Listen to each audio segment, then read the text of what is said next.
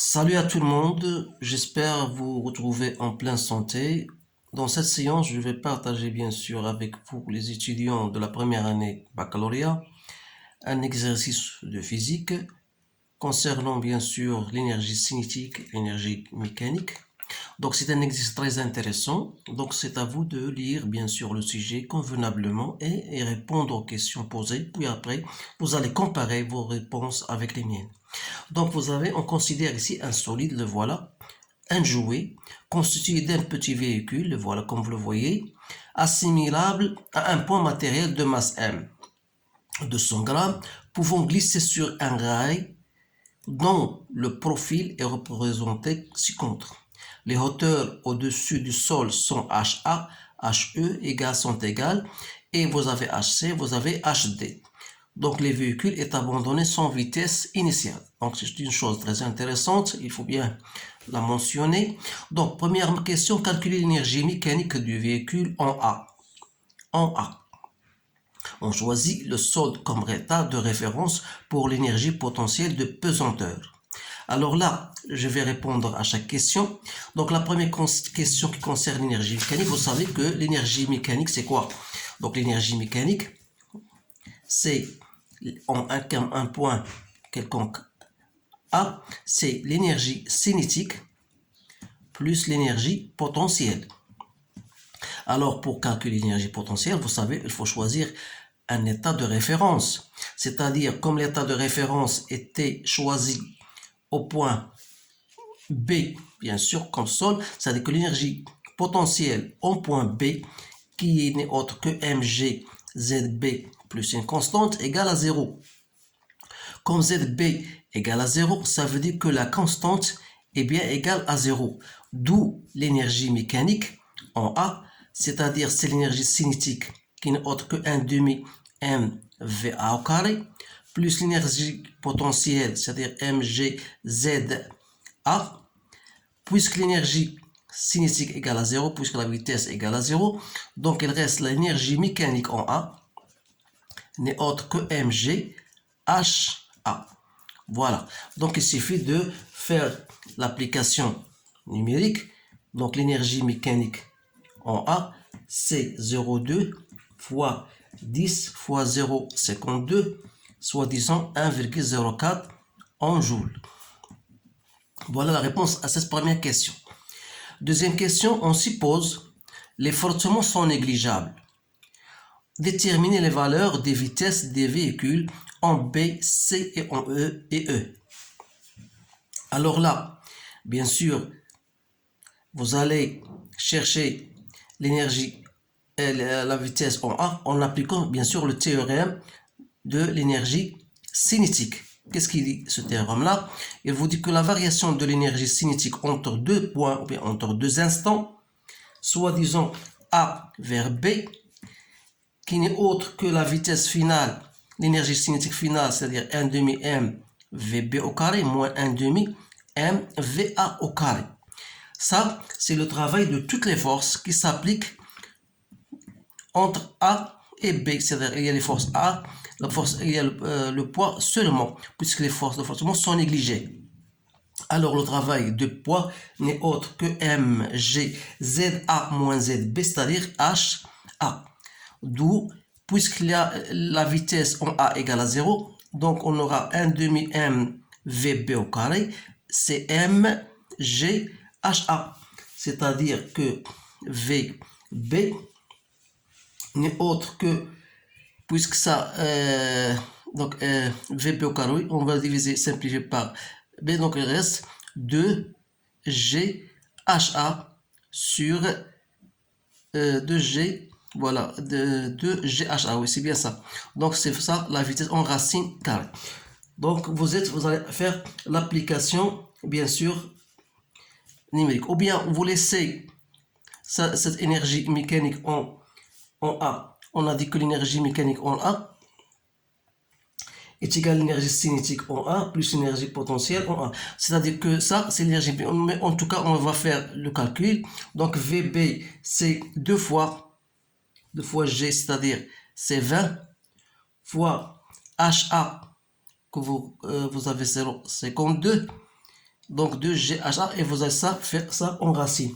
Vous allez trouver VB égale à 3,2 mètres par seconde. C'est bien ça. Ou bien il y a une autre remarque, si vous la faites remarquer, on a déjà dit que la variation d'énergie en A en B, c'est 1 demi mVb au carré. Comme est égal au travail du poids, c'est-à-dire c'est mGHA. Autrement dit, mGHA n'est autre que l'énergie mécanique en A, qu'on a déjà trouvé dans la question 1. C'est-à-dire que V de B n'est autre que 2 fois l'énergie mécanique en A que je divise par M. Donc ça, vous allez trouver, bien sûr, le même résultat. Maintenant, on sait toujours, on va appliquer toujours le théorème de l'énergie cinétique entre, cette fois-ci, entre B et C. On aura, c'est 1 demi M VC au carré moins 1 demi M VB au carré. Donc c'est le travail, cette fois-ci, du poids le long du trajet B vers C. Donc c'est MG ZB moins ZC. Et comme ZB est inférieur à ZC, donc ZB égale à 0, donc il reste moins MG ZC. C'est-à-dire moins MGHC. D'où V de C n'est autre que la racine carrée de VB au carré moins 2G HC, soit disons VC, vous faites votre application numérique, 10,4 moins 20 fois 0,29, vous allez trouver 2,1 mètres par seconde. Donc, on passe à la vitesse en E. La vitesse en E, bien sûr, soit que vous faites la même chose, la variation de cinétique de B vers E est égale à 1 demi MVE au carré moins 1 demi MVB au carré. C'est le travail, bien sûr, du poids le long du trajet B vers E.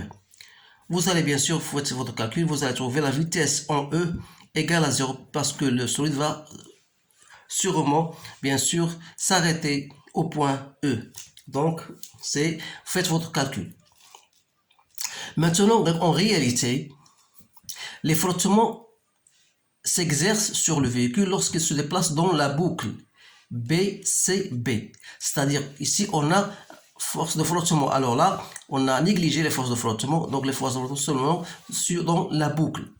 Donc là, on veut dire calculer la variation de l'énergie mécanique du véhicule entre A et D.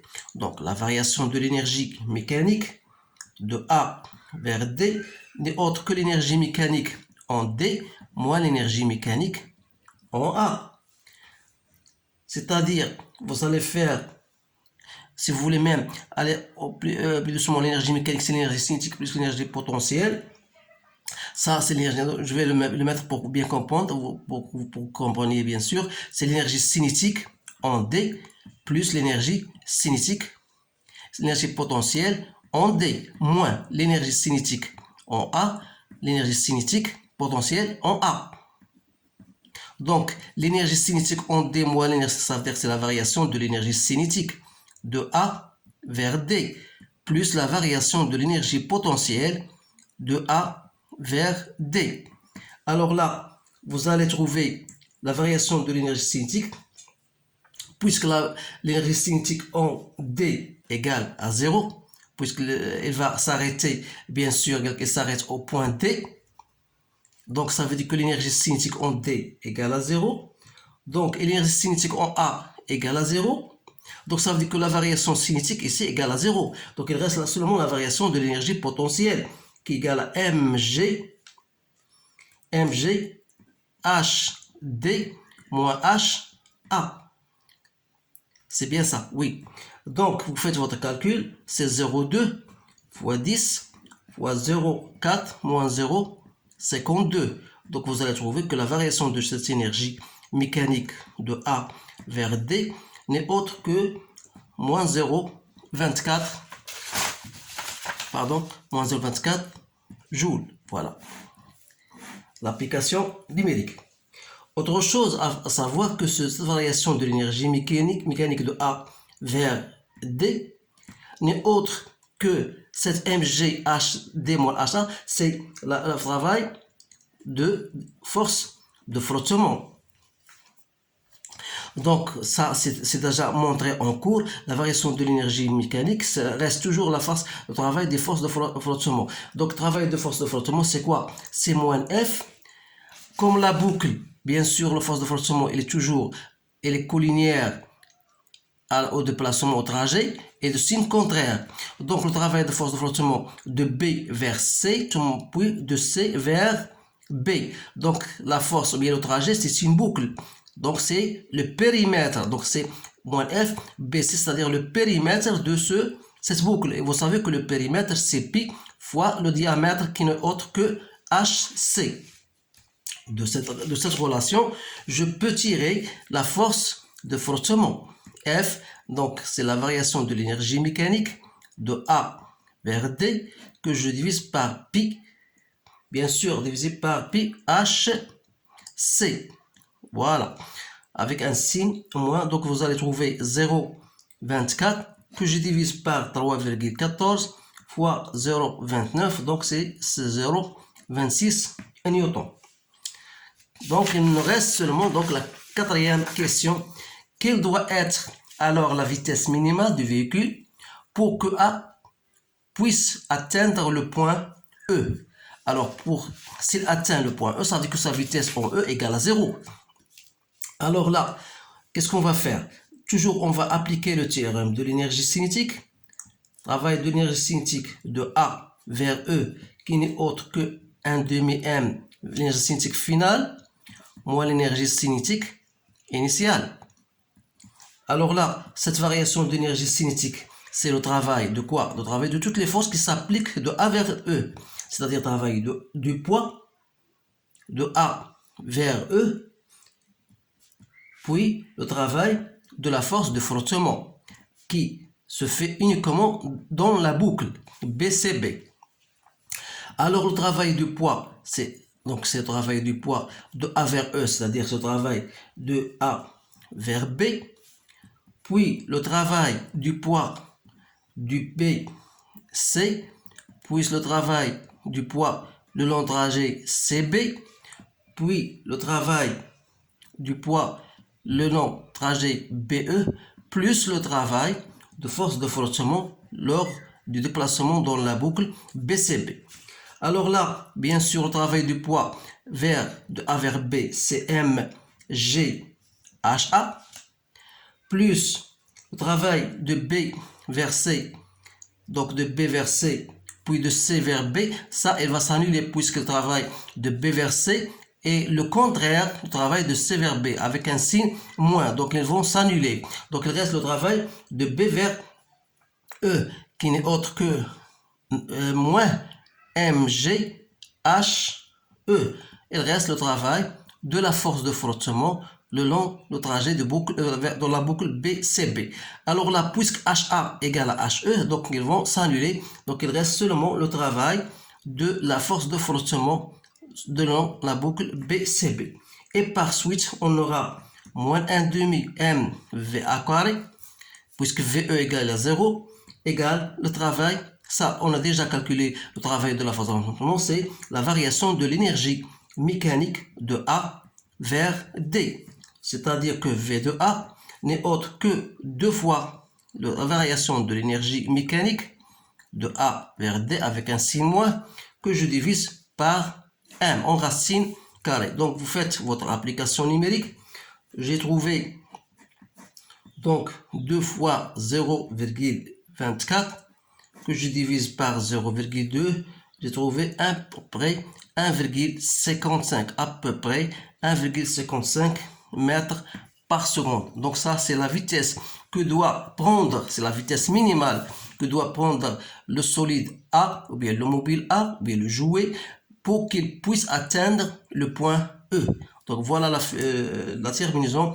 On a bien terminé cet exercice-là. Je trouve que c'est un exercice très intéressant. C'est pour cette raison-là que j'ai partagé avec vous cet exercice. Donc, essayez bien de le répéter 2 ou 3 fois pour maîtriser vos connaissances. Donc, je vous remercie de votre attention et je vous dis à bientôt.